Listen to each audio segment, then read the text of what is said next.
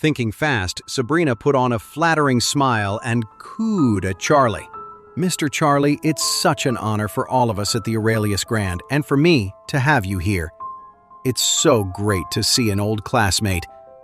She thought a little flattery would make him forget what she'd just done. She had seriously underestimated Charlie. When Isaac heard Sabrina's words, he asked in, "Yes, we are," Sabrina said quickly. "Charlie was the class president back in college. We were really close," Isaac said immediately. "I'll inform the head office tomorrow. You're the new director of human resources for the Aurelius Grand. From manager to director of human resources was a leap of at least 3 levels. The pay was more than 10 times what she made now, and she'd have power over almost every employee's career. She would be a top executive." When Sabrina heard this, she was so excited she nearly fainted.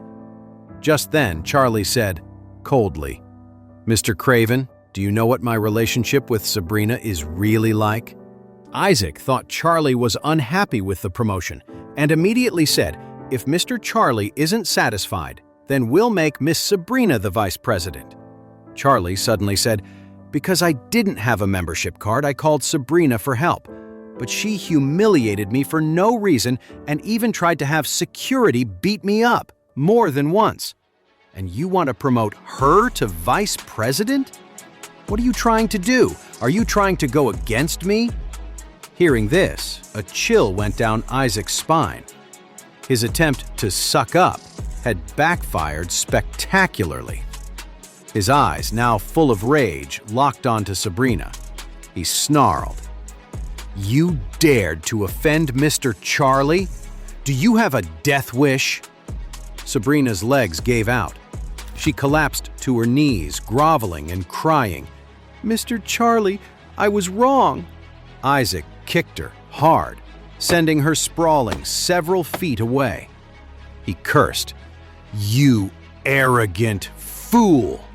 Today, you're going to learn the price for messing with Mr. Charlie." He turned and shouted to the security guard beside him, "Drag her out of here!" After that, I want you to spread the word all over Auris Hill that no company is ever to hire her again. Sabrina, terrified, cried out, "Mr. Craven, I was wrong. Please forgive me." Isaac was furious. He shouted, "So now you know you were wrong! Where was this apology before? How could you think you could get away with offending Mr. Wade? If it weren't for Mr. Wade's presence, I would kill you myself." Sabrina broke down completely, sobbing. She dropped to her knees and crawled over to Charlie, banging her head on the floor over and over.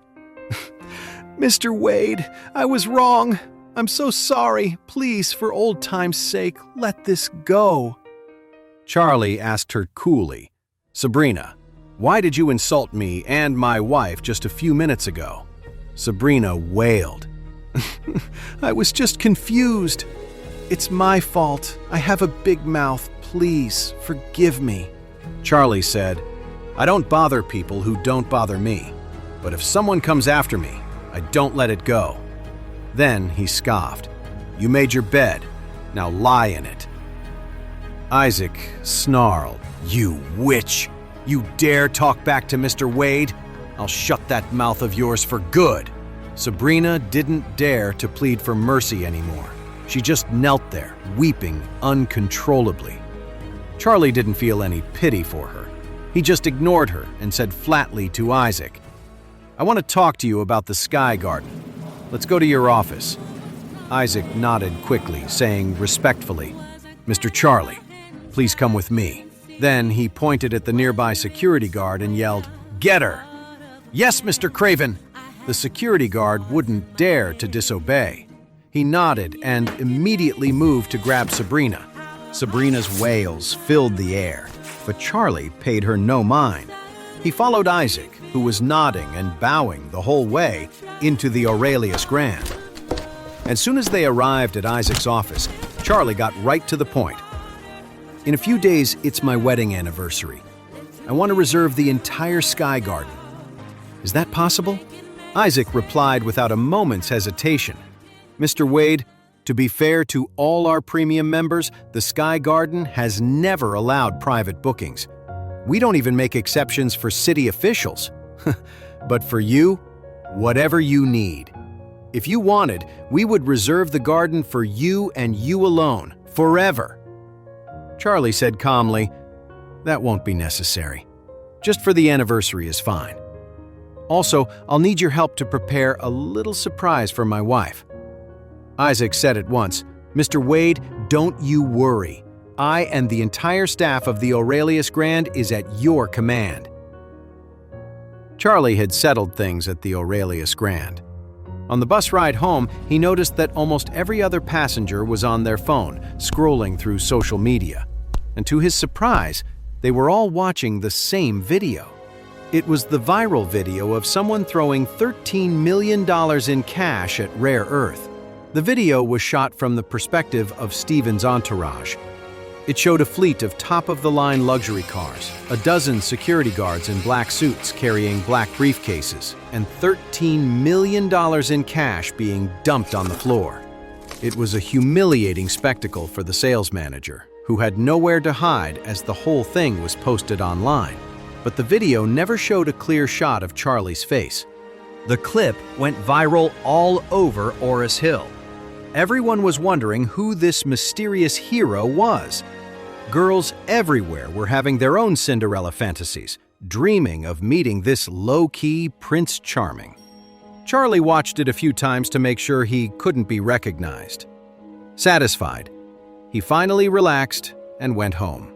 When he got there, the house was filled with joy. Clare had landed the contract from the Mrand Group and was going to be made the director of the Wilson Group. Her parents were ecstatic, even crying with joy. After being looked down on by the Wilson family for so many years, she could finally hold her head high. With his in-laws so happy, even the sight of Charlie didn't seem to annoy them as much as usual. His mother-in-law said excitedly, "Oh, I'm so happy today. My daughter is truly someone special." Then she looked at Charlie and, with a rare smile, said, "Charlie, I guess you deserve some credit for this. I won't make you cook tonight. Let's go out to eat." Claire smiled and said, "Great, let's go to the Ritz for a fancy dinner." "That's too expensive," her mother blurted out. "Isn't that place like $1,000 a person?" Claire smiled and said, "Mom, a director's salary is really high. It's $1 million a year." "Oh!" Her mother-in-law clapped her hands and said happily, "That's wonderful, just wonderful. My family is finally going somewhere."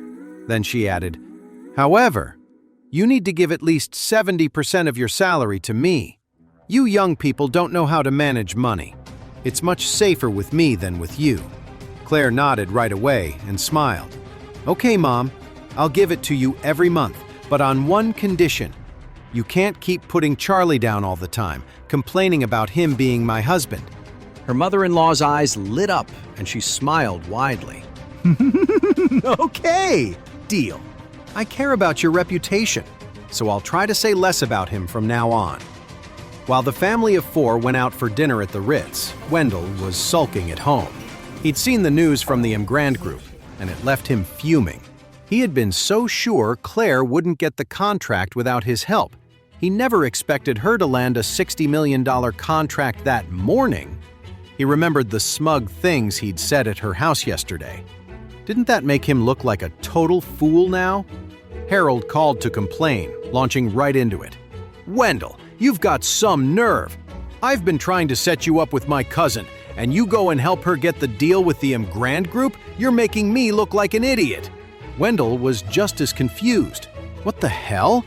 He hadn't helped Clare at all. Then Harold asked, "Wendell, tell me the truth. Did you sleep with my cousin?" Wendell was too embarrassed to deny it. If he admitted he had nothing to do with any of it, he'd be admitting he was completely useless. So he just mumbled, "Yeah, sorry, Harold. I'll make it up to you, I promise." "I knew it," Harold sighed, then quickly asked, "So, Wendell, was my cousin still, She never let that loser husband of hers touch her. You really hit the jackpot." A sick idea started to form in Wendell's mind. Perfect. Clare was still a virgin. He could spread a rumor that they'd slept together to drive a wedge between her and her husband. Thinking of this, he smirked and said to Harold, "Harold, you were right. It was incredible." Harold said, a little bitterly, "Well, you owe me now, Wendell. Don't forget about me." "Don't worry," Wendell agreed easily. Right after he hung up with Harold, Wendell's father called. As soon as Wendell answered, his dad blurted out, "Wendell, we have a problem. The Mrand Group just cut all ties with us. Have you pissed someone off recently?" Hearing this, a chill went down Wendell's spine. The Mrand Group had cut off all business with the Jones family? That meant the family was facing a massive loss. He blurted out, "What's going on, Dad?"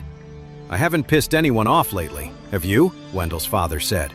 Angrily, "Me neither. I've been at the office all week. I haven't gone out and made any enemies." Wendell said nervously, "Oh, Dad, you don't think the new chairman of the Mrand Group is shaking things up, do you?" "That's probably it," Wendell's father realized. "With the new chairman taking over, I haven't even had a chance to introduce myself. I've tried to set something up with that woman Doris a few times, but she just keeps saying their chairman isn't taking visitors." Wendell asked, "So what do we do?" His father thought for a moment. "Wait, that's right. The Wilson family is having a banquet tomorrow night. I heard they invited the chairman of the Mrand Group.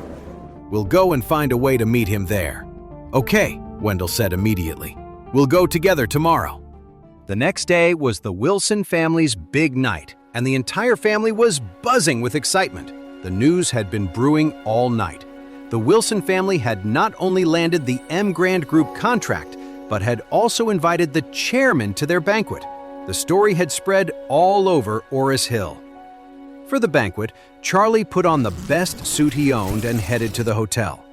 Just as he got out of his car at the hotel entrance, a luxury car screeched to a halt right in front of him.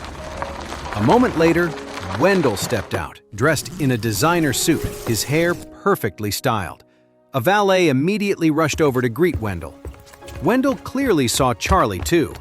A look of contempt crossed his face as he looked Charlie up and down and smirked. "Where'd you get the knockoff suit? You look ridiculous in it." Charlie asked calmly, "What's it to you?" The corner of Wendell's mouth curled into a sarcastic smirk. "You're right. You have nothing to do with me. But your wife? She has everything to do with me now." Charlie frowned. "What are you talking about?" The people nearby couldn't help but stop and watch. Since last night, a rumor had been making the rounds. According to the rumors, Clare was only able to win the Mrand Group's cooperation because she'd given herself to Wendell. Otherwise, with the reputation of her and the Wilson family, how could they have ever landed a deal with the Mrand Group? Now, it was all starting to make sense. Wendell saw the crowd gathering around them and said to Charlie, "So, what do you think the real reason is that she got that contract?" Charlie looked at Wendell and asked coolly, "And what reason is that?" Wendell's mouth curled into a smirk. "It was because of me, of course. Clare is my woman now, so I pulled some strings to help her get the deal with Mrand. If you know what's good for you, you'll divorce her. It's the right thing to do." Even though everyone nearby had already been gossiping, hearing Wendell say it so directly was still a shock. "Ha ha! So it was true. Clare had actually gotten the contract by sleeping with Wendell. Because of you?" Ha ha ha ha! Charlie didn't get angry. He just laughed and said, "You really think you're worthy?"